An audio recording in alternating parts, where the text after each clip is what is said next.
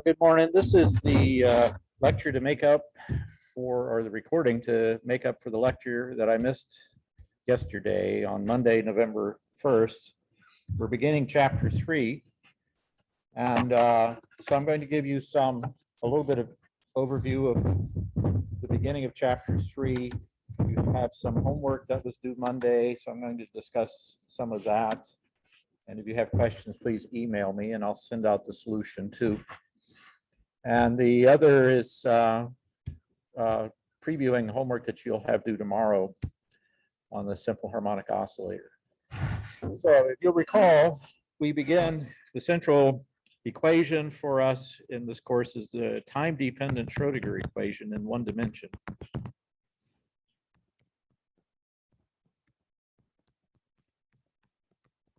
Where the wave function at this point is a function of both x and t.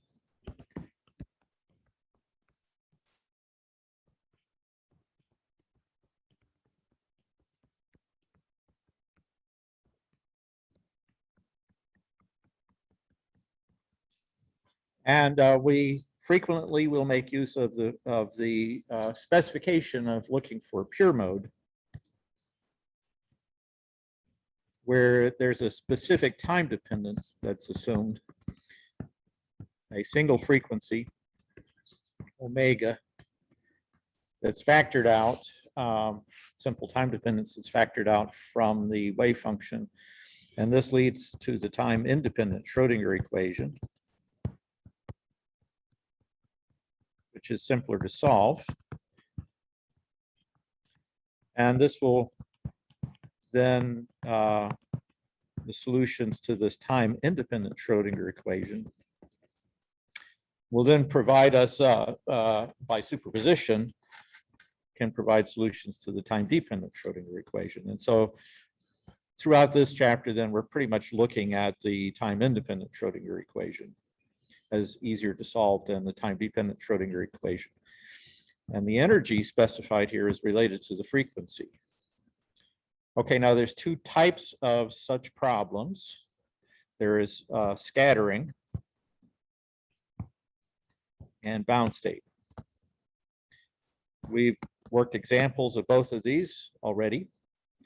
Scattering problem, we looked at reflection off of a delta barrier. Bound state, we looked at a particle in a box, and we also looked at a delta well. And in the case of the scattering, well, in both of these, you specify potential, V of x. And then in the case of the scattering, you set the energy, which is controlled then by the experimenter, sending in some electrons, say, into a region where there's some kind of barrier or something. And then the goal is to calculate, say, reflection and transmission coefficients, for example. In the bound state problem, we don't set the energy, we find resonant energies. That is, the pure modes are occurring only at certain energy levels, frequency levels and energy levels. And so the challenge in the bound state problem is to find those energies as well as the resonant wave functions, the pure mode wave functions. Whereas in the scattering problem, we're setting the energy and then calculating the reflection and transmission coefficients, say as a function of the energy or as a function of parameters, the description of the potential barrier or whatever potential is being considered. And so in fact, we're going to consider one of each kind in this chapter, adding to the catalog of such problems that we've looked at. I'm outdoors. You may be able to hear the fire truck that's coming by. Okay, well, I hope everybody's all right.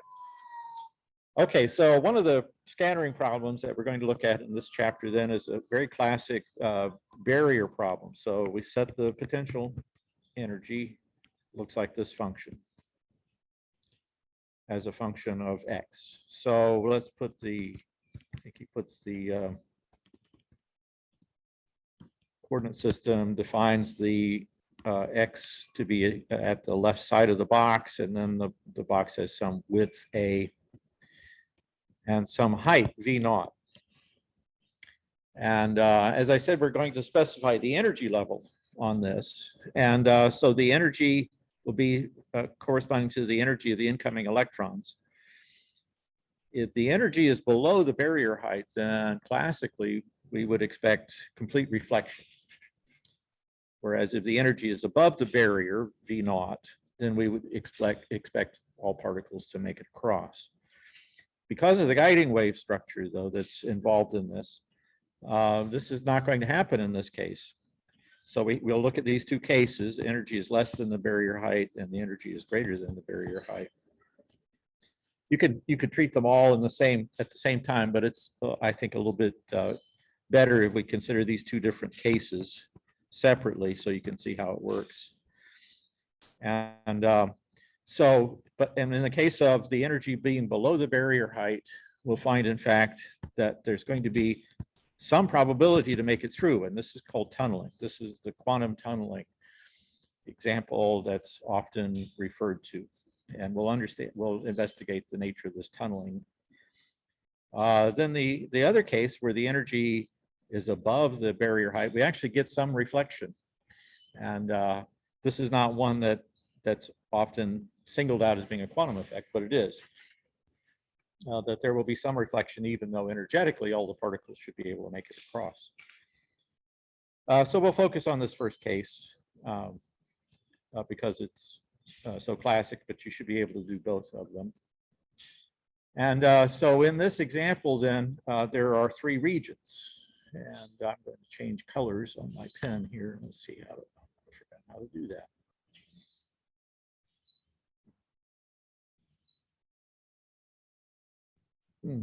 There we go. Okay. So we're going to define three regions. This potential is piecewise constant. So V of X is piecewise constant. And that simplifies the mathematics. And so we'll define it we'll break up the X into these three regions. Region 1 is for X to the left of the barrier. And we'll define the particles as coming in from the left. So region 1 is the region that has both incoming and reflected waves. Region 2 is under the barrier. And then region 3 is to the right. Okay. And so we're going to consider these, and he details this in the text, and I'm going to go over pretty much what he does, not going into the same depth, but giving you more of an overview of how this works. Okay, and then we apply, so we're going to define the wave function in these three regions. Each of these three regions will have some unknown constants, which involve the strength of the reflected waves, for example, and the transmitted wave in region 3. And then we're going to apply the continuity condition. That is, psi of X is continuous, as also the derivative. And this will be specifically applied at the interface between regions 1 and 2, and then 2 and 3. So there's two conditions. The wave function is continuous and its first derivative is continuous. And then we have that applied at two different interfaces. So there are 4 conditions. And that will perfectly match the number of unknowns in the wave functions. There will be 4 unknowns in the wave function. So let's see how that works then.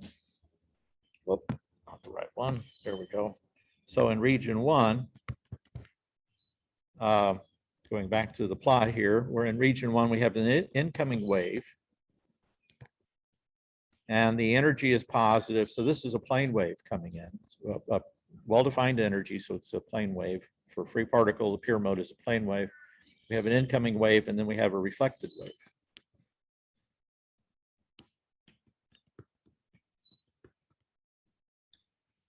And so in region 1, the wave function in region 1 consists of these two parts.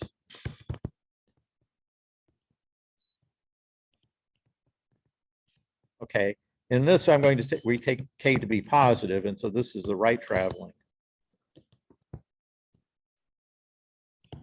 And this is then the reflected wave is left traveling. If you substitute this into the time independent Schrodinger equation for the potential equal to 0, then you find this condition that the energy has to be related to the wave number in this fashion. So then K, if the energy is input, then we calculate K as the square root of 2me over h bar squared. And we take the positive root here because we want that one to be the right traveling wave. Okay, so we have two unknowns. A is not really an unknown. A is specified by the experiment, by the experimenter. It's the intensity, probability, amplitude for the right traveling wave. So B is the reflected amplitude, and really the reflection amplitude is going to be the ratio of B to A. What fraction of the probability amplitude is reflected? Now remember, the reflection probability is then going to be this squared.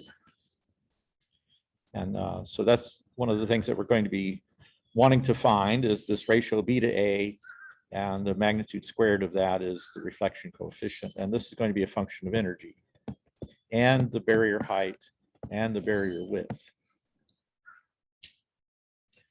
Okay, in region 2 now, we have something a little different here. And that's because the energy is less, in this case, we're doing this case, that the energy is less than the potential energy. So let's write the time independent Schrodinger equation in this region.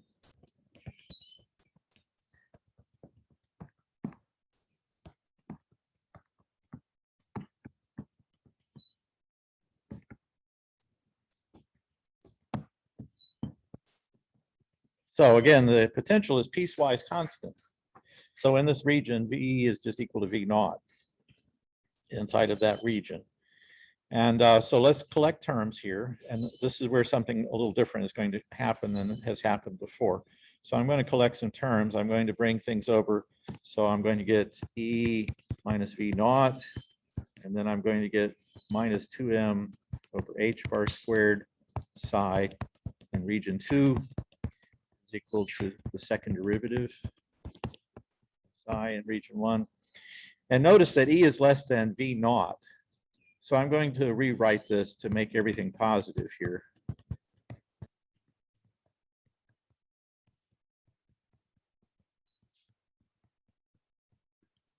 Okay, so now this is positive.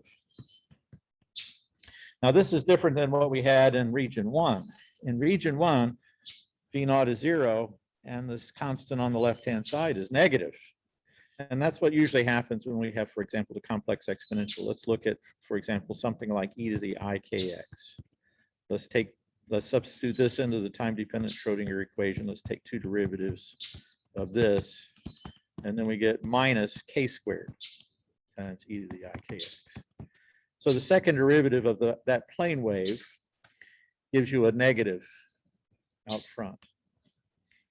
But now, when we do the second derivative, we get a positive constant.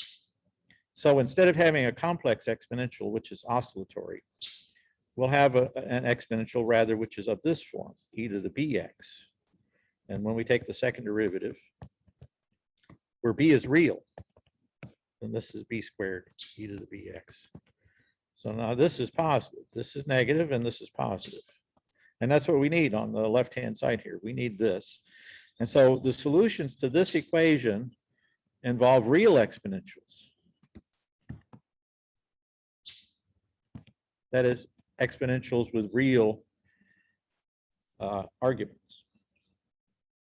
Okay, so now let's consider this. Remember, when we have a complex exponential, we have an oscillatory function. This is a combination of cosine and sine, according to the Euler relation. So the real and imaginary parts oscillate. This function, e to the bx, then grows or decays exponentially, like this. If b is positive, then the function increases exponentially with x. If b is negative, then the function decreases like that, dies off.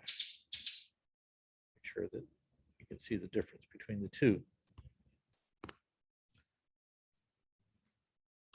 Okay, so we're now getting in this region, region 2, where the energy is below the barrier height. We're now getting these functions, real exponentials that grow and diminish exponentially with x. Okay, and in fact, what we see here is then that h bar squared v squared over 2m is going to be equal to v naught minus e. Let's see, he uses, I guess he uses kappa, so I'm going to put kappa here. Sorry. Okay, so we get functions of the form e to the kappa x and e to the minus kappa x. We get both of these, our solutions. And so we have in region 2 some linear combination, some superposition of these solutions. We don't know at the beginning what the relative amplitude of these two is going to be. And in fact, that's what we're trying to find out. So the wave function in region 2 then is going to be c e to the, oh, I don't remember which now in the textbook, which he uses first. They're both here. I may have these swapped. In other words, the one for the positive exponential and the one for the negative exponential. I might have the coefficient c and d swapped from what he does in the textbook. Okay, and all right, then that's the wave function in region 2. And again, 2 unknowns are in this region. So we have in region 1, 1 unknown, and now we have 2 additional unknowns. And now when we move to region 3, we're back to the exponential, the complex exponentials. And so in region 3, we have, this is unfortunate here. Of course, we have these 2 different e's here. So this is going to be the e for the amplitude for the right traveling plane wave. And then we have the possibility of a left traveling plane wave in region 3. However, there can be no left traveling wave because we're assuming that in this problem that the electron comes in from the right, some is reflected, some tunnels under the barrier, and that leaves then the possibility that some is going to be transmitted. And then once that transmitted current is going to be absorbed by some detector at some point. So there's not going to be any reflection. That's what we're assuming in this. We're just wanting to see what is the reflection and transmission, assuming that there's nothing else to the right of this barrier. If there's something else to the right, then we have to extend the problem to consider those things that are being reflected off of. So region 3 has only a right traveling wave. Okay, so that leaves us then with the 4 unknowns. B, C, D, and E. And in fact, what we're looking for here, and that E is, of course, a different kind of E than the energy. And really what we're looking for are the ratios. What we're most interested in is B over A, which is the reflection amplitude, and then big E over A is the transmission amplitude, and the reflected probability is going to be magnitude squared. The transmission probability is magnitude squared, and these, of course, should add up to be 1. This is similar results to what we've done in previous problems, but this one has a little bit more algebra to do. So then we have algebraic equations involved in this, and the result then is we want to match the wave function at 0. So the wave function is continuous. First derivative is continuous.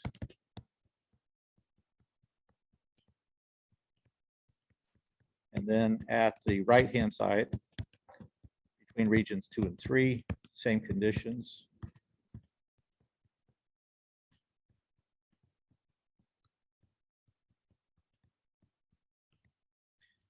So we have 4 equations, and these equations are linear in the unknowns. And so then the rest of it is algebra.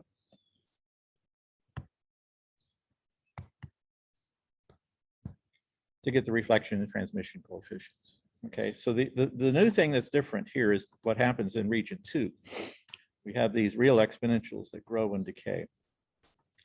And we find that the reflection and transmission probabilities are very sensitive functions of the energy V naught and A. And in fact, these coefficients, the reflection and transmission probabilities, depend exponentially on A. So there's an exponential dependence on the barrier width. So that means that increasing the barrier width just a little bit will diminish the transmission probability significantly. So the transmission probability is a very sensitive function of A. But it also shows that there is, in fact, a transmission probability. You can get the electron through. And the reason for that is the influence of the guiding wave. The potential energy barrier is not the only thing acting on the electron. If you don't recognize that there is another entity at work, both the resonant and stochastic part of the guiding wave can influence the particle and can push it temporarily over the barrier and help it to get across. And so that's the reason for the transmission of the electron is because of the influence of the guiding wave structure. The potential barrier is not the only thing acting here.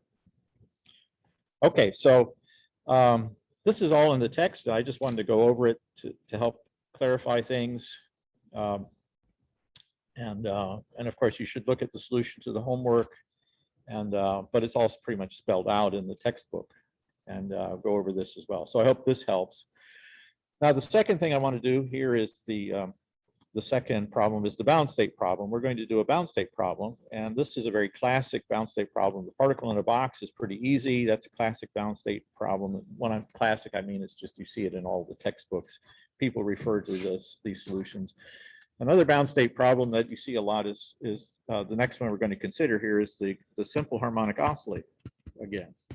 And as I said, the simple harmonic oscillator keeps occurring over and over in physics. You'll see it a lot of places. And so again, what we do is set the potential energy. And so the potential energy for the simple harmonic oscillator is quadratic, like this.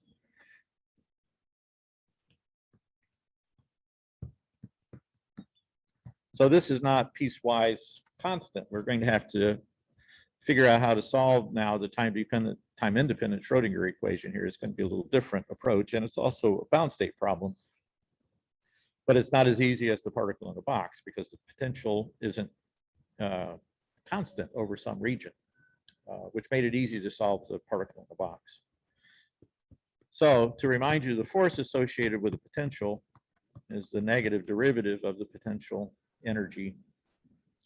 And so that gives, in this case, that the force is proportional to x, negative kx, where k is the spring constant,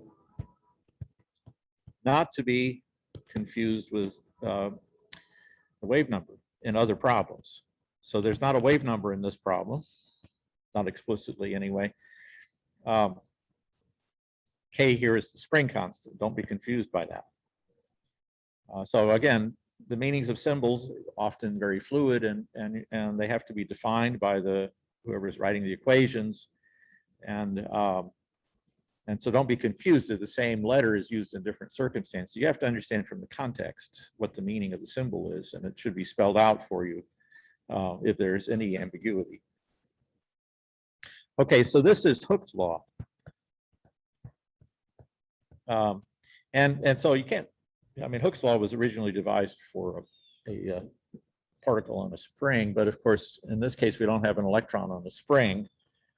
That's not really the situation that we expect to have happen. But it is possible to have a potential energy which is quadratic. That is a very common situation.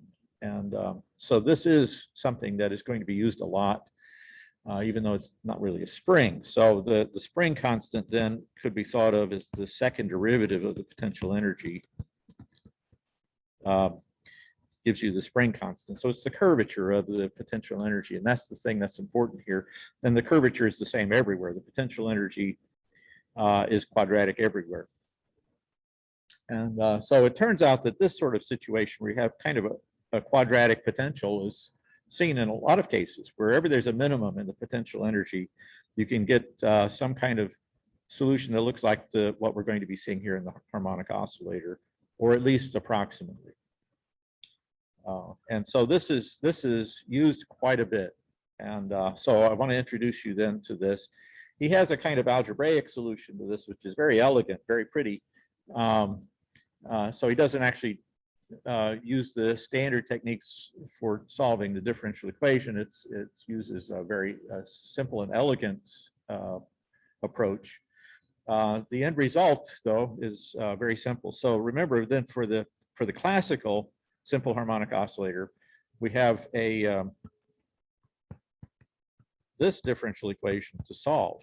This is what we get from Newton's law using the Hooke's law as the force. And we talked about solutions to this equation at the beginning of the semester. The key thing here is that there's a frequency of oscillation, which is that spring constant divided by the mass and the square root of that. And this is the frequency of oscillation in the simple harmonic oscillator. And it's interesting to note in these solutions that the frequency of the motion of the mass on the end of a spring doesn't depend on the energy, doesn't depend on how much energy you put into the system. The period of the motion is independent of the energy. And so if you have something like this quadratic potential, you have a mass oscillating, rolling around in the bottom of this potential well, the period of the motion doesn't depend on the energy. Okay, so that's the classical result. This is that we get from Newton's second law, combining it with Hooke's force law. Now, instead, we're going to be solving the time-independent Schrodinger equation.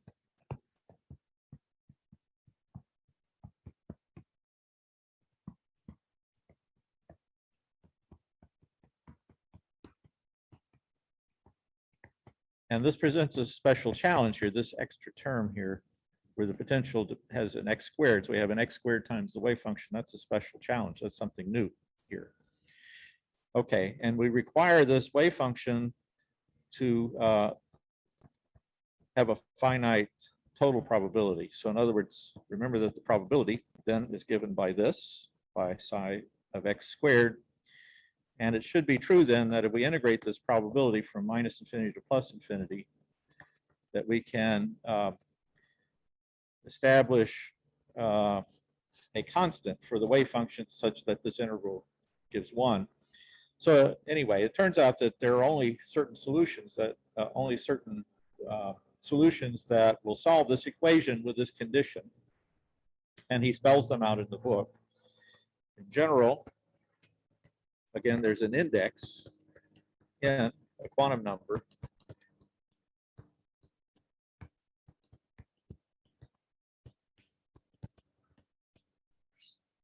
And the wave functions look like this. There is an exponential, so it has a Gaussian-like piece to it. And there's also a polynomial. This is called a Hermite polynomial.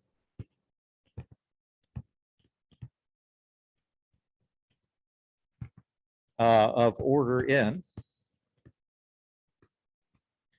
And n is the quantum number associated with this, and it's an integer starting at 0. So n equals 0 is the ground state.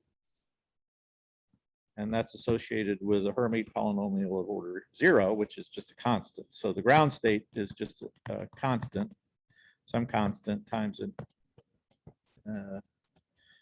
exponential, a quadratic exponential, which is just a Gaussian. Okay, notice that then when we get to time dependence, though, this is different than the Gaussian that we encountered before, which was the solution for a free particle. This is not a solution for a free particle. This is a solution for the simple harmonic oscillator.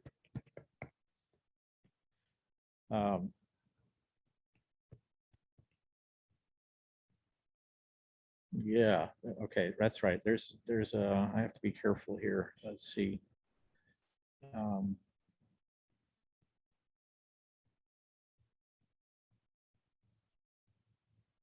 This is actually over 2 here,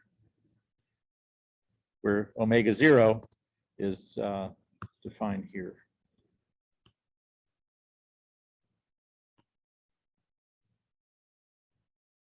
Okay.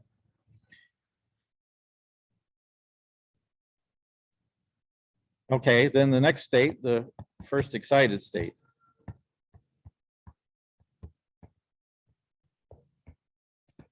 Then has a Hermite polynomial of order 1. So it's just x times a Gaussian. So psi 1 of x has a constant times x times a Gaussian. And the alpha there is a combination of mass and spring constant and h bar. Okay, now the frequency for this, though, is now going to be 3/2 omega naught. So the frequency, the energy of the ground state is 1/2 h bar omega naught. The energy for the first excited state is 3/2 h bar omega naught. And so in general, the spectrum is different than the particle in the box. The spectrum for the simple harmonic oscillator, the energy levels are simply proportional to n. In other words, the splitting is always the same, uniformly the same. So it starts off at the ground state, first excited, second excited, so forth. And the splitting between these is h bar omega naught. And that ground state energy is 1/2 h bar omega naught. And so that's the characteristic spectrum of the simple harmonic oscillator. And this goes up to infinity. It is unbounded above because this potential energy keeps going up. There's no limit to this quadratic potential. And that's the assumption that we're making here.